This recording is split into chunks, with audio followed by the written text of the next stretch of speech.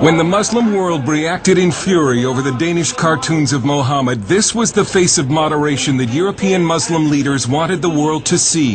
The mainstream Muslims living in this country want to show that we can express our protest in a very legitimate, in a very civil, in a very courteous way. But this is the other face of European Islam.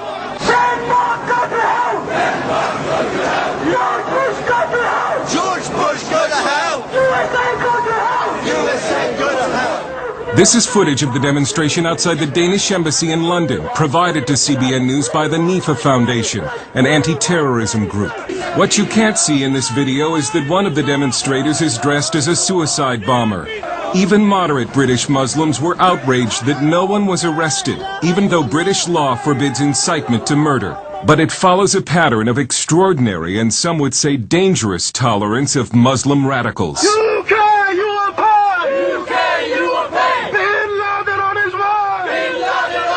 These protests threatening bloodshed occurred in 2004, 1 year before London's 7/7 subway and bus bombings. Now Tony Blair has been warned. Pull your troops out of Afghanistan. Pull your troops out of Iraq. And if you do not pull your troops out, you will get bloodshed on the streets of London. Again, no one was arrested, and moderate Muslims tried to keep the media from publicizing what for them has become a public relations nightmare. Yeah, that's disgusting. I mean, it doesn't serve any purpose. These guys don't represent me. They probably don't represent most Muslims in this country, and they do a disservice not only to, living here in the UK, but they do a major disservice to Muslims. They may not represent the views of most British Muslims, but polls do suggest the Muslim middle is radicalizing. A recent survey shows that 40% of British Muslims want Islamic Sharia law in the United Kingdom. Sharia imposes punishments like amputations and stonings. And in a separate poll, nearly 1/3 of Muslims agreed with the statement that Western society is decadent and immoral, and that Muslims should seek to bring it to an end. Critics say that European political correctness and multiculturalism, which were supposed to embrace Muslim radicals and somehow westernize them, have seriously backfired. And now Western Europe seems paralyzed by the political correctness that grips the government and the media. One of the biggest fears for a lot of commentators, whether they're terrorist commentators or commentators on the Middle East, is if they actually address this whole issue of Islam and start to question it, what they fear is being labelled as an Islamophobe. There is a real reluctance to offend the ethnic communities of any sort, let alone the Muslim community. And there seems to be a lack of political will to stop Muslim radicals bent on conquest. May Allah bomb you! May Osama bin Laden bomb you! May Osama bin Laden bomb you! Denmark, so we can invade their country and take their wives and war booty! Allahu Akbar! The Dutch parliament has tried to strike a blow against radical Islam by voting to ban the burqa and veils. But that exposes unveiled women to being raped by Muslim men as punishment. There is reported to be a growing rape epidemic of unveiled women in Europe.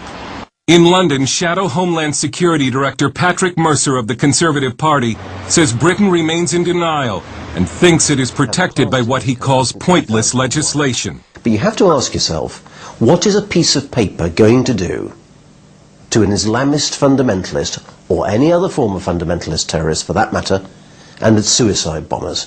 Are you going to be able to hold this up in front of them and say, don't blow yourselves up, otherwise we'll get really cross? In France, the government continues to pretend that Muslim anti-Semitic violence is not a problem, but it couldn't keep tens of thousands of Frenchmen from marching last month after the brutal murder of a young Jew named Ilan Halimi by French Muslims. Halimi was held for ransom and then tortured to death by Muslim immigrants who phoned his family and recited to them verses from the Quran as their son screamed in agony.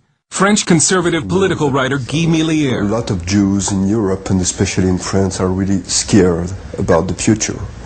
I have many Jewish friends, and they say to me, we think we shall have to leave France to go to the United States, to Canada, to Israel, but France will not be our country anymore. It's a similar story all over Europe.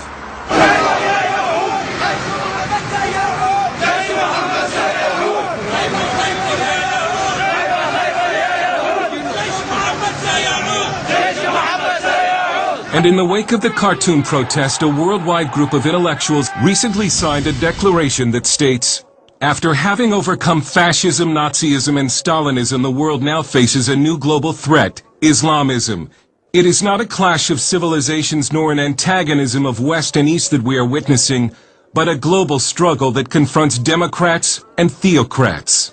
And Europe's problem with radical Muslims is our problem too."